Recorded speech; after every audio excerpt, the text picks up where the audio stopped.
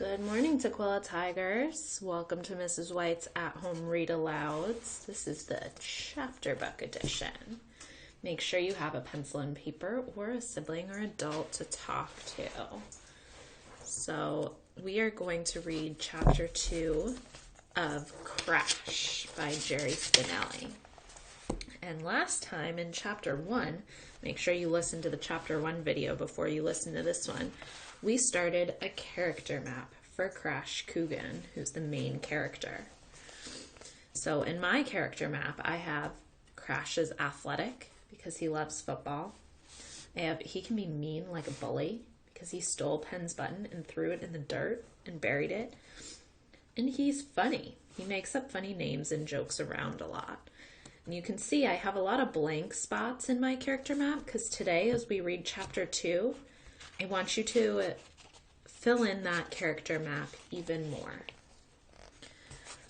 Okay, chapter 2. The next day, I was out digging again. This time, I brought my dump truck along. I shoveled dirt into the dump truck, then I drove the truck over to the flower bed and dumped dirt onto a purple pansy until I buried it. In the meantime, my little sister Abby was picking worms out of my shovelfuls of dirt. She was having worm races. It surprised me to see a girl not afraid to pick up worms. But she was only 4 then, so I figured she was too young to know better. I figured in a little while she would become a regular girl and scream if she ever touched anything slimy or crawly. Anyway, as I was busy burying pansies, I kept looking down the street. Maybe it was more than looking. Maybe I was hoping to see the new kid, Pen Webb, hoping to do something else to him. But I wasn't seeing him. So after I buried the last pansy, I hopped onto my bicycles and headed down the sidewalk. I had no idea where he lived. I wasn't supposed to cross the streets at that age. Remember, Crash is not even in 1st grade. But I did. Pretty soon the houses and yards were smaller. I made a U-turn. I was heading back when I heard his voice. Murgatroyd! He was running around toward me. He wore a new button. He seemed all happy to see me, which made no sense. My name's not Murgatroyd, I told him. He gawked at me. No? No, it's Humphrey. He grinned. Ah, you were tricking me, huh? Yeah, I said, I'm a real tricker, but I'm not tricking you now. My name really is Humphrey. He nodded and snapped his hand out. Okay, nice to meet you, Humphrey. I'm still Pen Webb. I stuck out my hand, but when he went to shake it, I snatched it away. I poked his finger with my forehead. Ha ha, tricked you again. He laughed. Want to see my turtle? No, I said. I pointed at the new button. I could tell it only had one word. What's it say? Peace, he said. Peace? I snickered. What kind of junk is that to say on a button? I pretended to reach for the button. His hand shot up to cover it. Ha! I laughed. Tricked ya. His hand went away. He stepped closer to me. Crazy as it sounds, I got the feeling that he was inviting me to snatch this second button if I wanted. So I did. I plucked it off his shirt, but there was no hole this time to dump it in. I thought of pinning it on myself, but what did I want with a button that said peace? So I gave it back to him. Where's your house? I said. He pointed right behind him. There! I couldn't believe it. Who are you tricking? I said. That's no house. That's a garage. He looked at the place and looked at me. No, I'm not tricking you. We live there. We moved in 2 days ago. Honest. I still couldn't believe it. It was no bigger than a garage. In fact, I found out since then that it really was a garage once and still somebody changed it into the world's dinkiest house. An old man came out of the place. He waved at us, called, "Hello, boys," and went around back. Your grandfather lives with you? I said. The kid giggled. That's my father. Your father? That guy has white hair. Sure, he's 51 years old. He's 5 years older than my mother. I was a late baby. I know. I was a happy little surprise, too. Huh? I was. My mother and father thought they could never have any babies. And then all of a sudden, poof, he threw his hands up in the air. I came along.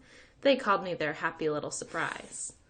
I was ready to give him a 2-finger surprise up his nose if he didn't cut out all this baby doodle. Seeing the white-haired old guy, father or whatever, made me remember something from the day before. Who did you say you got your name from?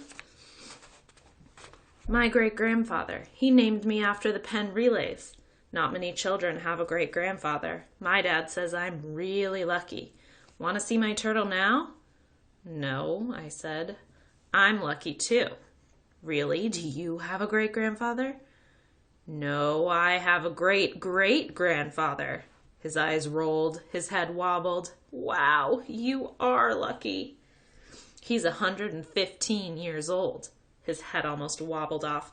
Yikes! He staggered backward across his front yard, which was the size of a bathroom mat, and flopped onto his back.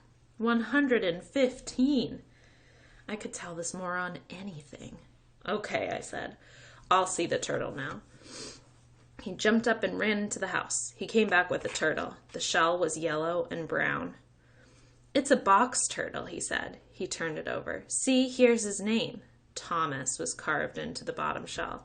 Want to hold him? He handed me the turtle, and I took off on my bike. Hey, he yelled. I steered with one hand and pedaled like a demon up the sidewalk. Then I quick stopped, put the turtle on its back in the middle of the sidewalk, and called, "Ha ha, tricked ya." I took off. I stopped again as he was picking up the turtle. My name's not Humphrey either, I rode on. By the time I got home, a question was really bugging me. I felt silly asking my 4-year-old sister, but there was no one else around. She was collecting those bugs that roll themselves up into little gray balls. She had them all lined up. She was being real quiet so the bugs would think it was okay to open up.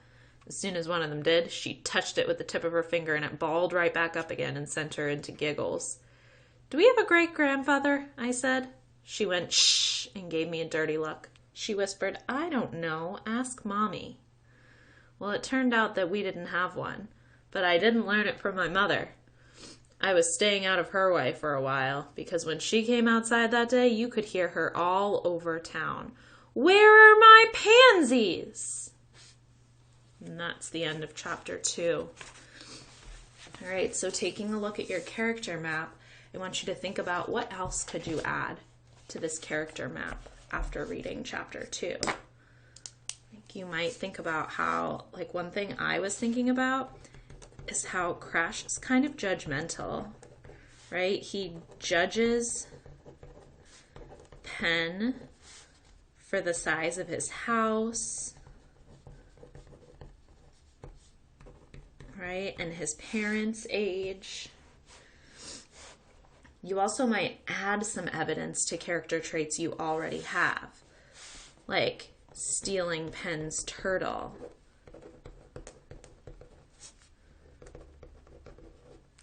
And refusing to tell Penn his name. Are both things that kind of make Crash mean. All right, Tigers, try to fill in at least 2 more character traits in your character map. And I hope you'll be back soon for chapter 3.